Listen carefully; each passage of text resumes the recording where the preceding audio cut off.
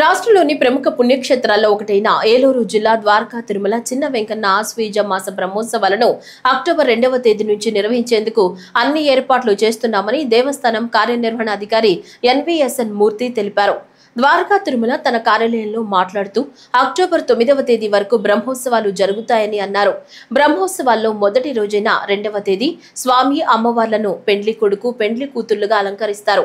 3న ధ్వజారోహణ, 5న ఎదుర్కోల ఉత్సవం, ఇక 6వ తేదీ స్వామివారి తిరు కళ్యాణ మహోత్సవం, 7న స్వామివారి రథోత్సవం, 8వ తేదీ చక్రస్నానం, 9వ తేదీ రాత్రి ద్వాదశ కోవెల ప్రదక్షిణలు పవళింపు సేవతో ఉత్సవాలు ముగియనున్నాయని చెప్పారు.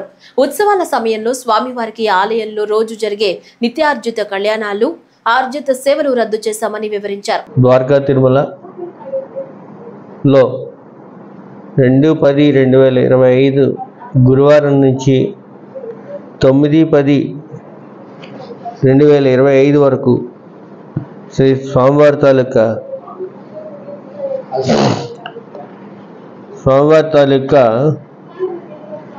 ఆశ్వయుజ మాస కళ్యాణ మహోత్సవాలు అత్యంత వైభవంగా నిర్వహించడానికి మన దేవస్థానం నుండి ఏర్పాట్లు చేయడం జరుగుతోంది.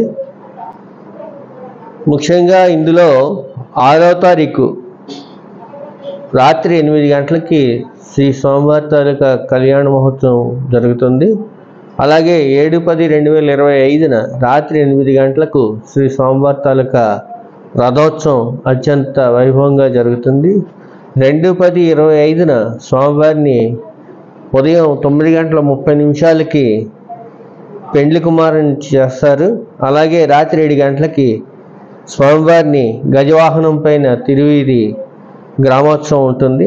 అలాగే 3వ తారీఖు రాత్రి 9 గంటలకి ధ్వజారోహణం జరుగుతుంది.